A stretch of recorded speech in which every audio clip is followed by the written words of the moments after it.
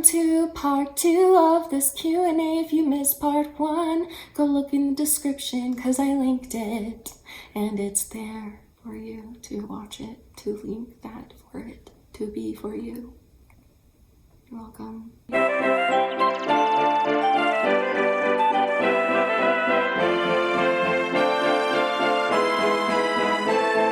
Hi guys, welcome to Educating Shani. I'm Shani and I'm recovering from Hi guys, welcome to Educating Shani. Hi guys, welcome to Educating Shani. I'm Shani and I'm recovering from eating disorder. Hi Shani, hi. Welcome back to my channel. Welcome if you're new. This is part 2 of the Q&A. If you missed part 1, I suggest you go watch that first because I also explained some other important things before I got into the questions, so I would go watch that first. But this video, I'm going to continue finishing the questions from the first video and explain and doing the things. Okay, so let's just get back into it. This one was really sweet. Just wanted to say you are so loved and an amazing person with a very sweet heart. Thank you so much. You're so sweet. Okay, this is a tough one that I'm not going to answer, but I'll still read it because I said I would read every question that I got. Have you ever gone through your church to punish your father for his crimes against you and your sisters? That is absolutely nobody's business. Opinion on birds? I love birds. What happened between you and Sanjana? Where is she? Sanjana is going through her own thing and it is her story to tell, and we are fine, but she's okay, and it's not my business to share what she's going through, but she's okay, and and I'm really proud of her. I need to wait a whole year to get treatment for my bulimia. Any advice on how to deal with it on my own? I want to answer this in a way that when I was in recovery a year ago or a year and a half ago, what helped me back then, and hopefully it can help you now. I think the biggest thing that helped me was asking for encouragement from the people around me. So the people in my safe space, my family, my husband, my closest friends, asking for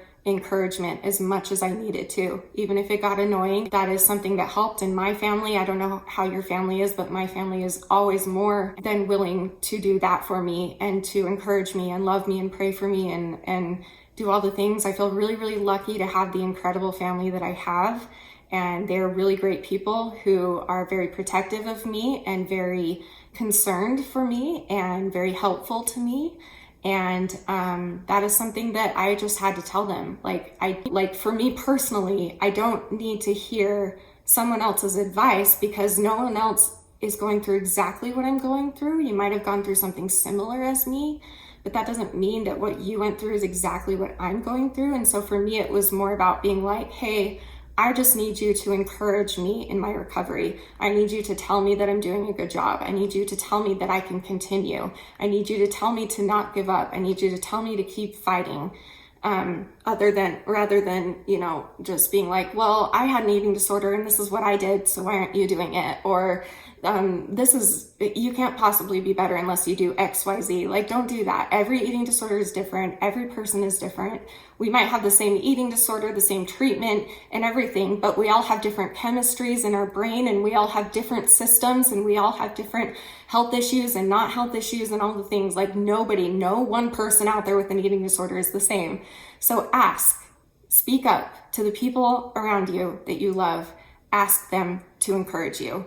And if they try and give you unsolicited advice that makes you feel like shit, I understand that. And I know that they are not meaning it that way. They're not meaning it that way. I want to make that clear. They are trying to help, just like the people in my life who have given me constructive criticism in my comments or online or whatever. I know that some of them are really trying to help, and I appreciate those people, but you just got to advocate for yourself and speak up of what you need with the people around you, because that's going to be your biggest support, is the influence of the people that are around you.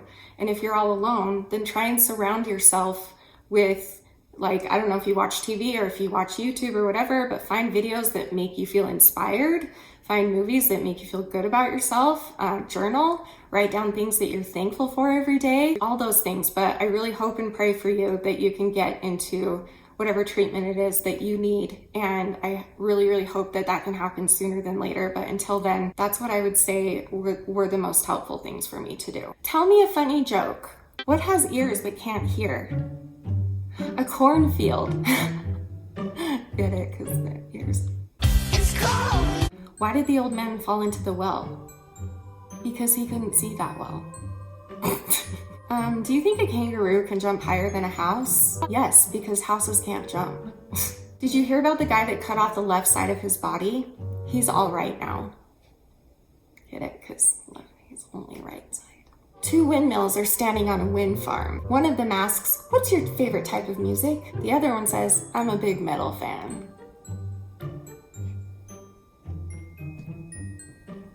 That's all I have. Okay, what have you done about your binge eating disorder to get out of it? I am primarily bulimic, but it's because I'm a binge eater. I am not the type of bulimic that enjoys throwing up, but because I eat so much, I end up having to throw up or else I'm gonna have a heart attack type thing. In the past anyway, I'm working on this. Give me some grace, I'm getting there. But I think kind of what I was saying before, either in this video or the last video, I can't remember which one I said this, but maybe surrounding yourself with people who can be honest with you and can try and, like for instance, my family loves food and food is our love language. My sister is the best cook in the world, so is my other sister. They're both amazing cooks, and my mom is an amazing cook, and everybody in my family are foodies. We love food. And so when there's a big family party, typically we make a lot of food so that we can have leftovers. Now, a couple years ago though, I started to speak up, and maybe this is something you need to do too. Maybe this isn't your scenario, but maybe you can like put it into your scenario somehow. I don't know.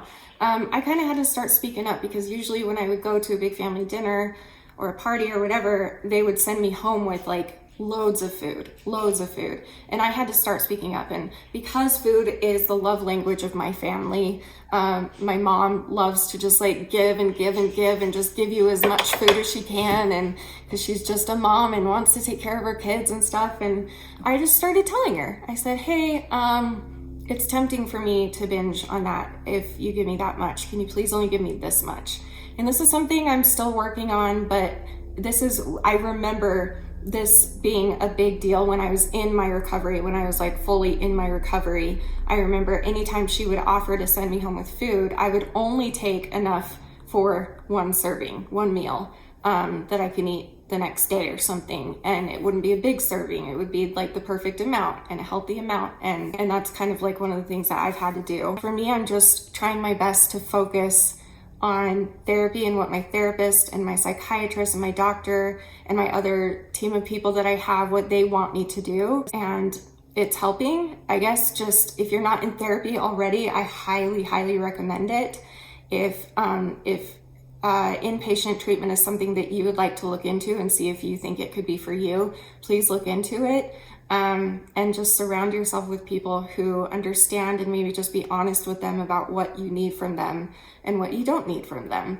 And hopefully they will help you as much as they can, but be patient with them because they most likely don't understand fully what you're going through. And so they might think that they're trying to help, but sometimes it's not. And that's why you have to speak up about it sometimes. And that's okay to do. But what do I know? I'm not perfect. I'm doing the best I can.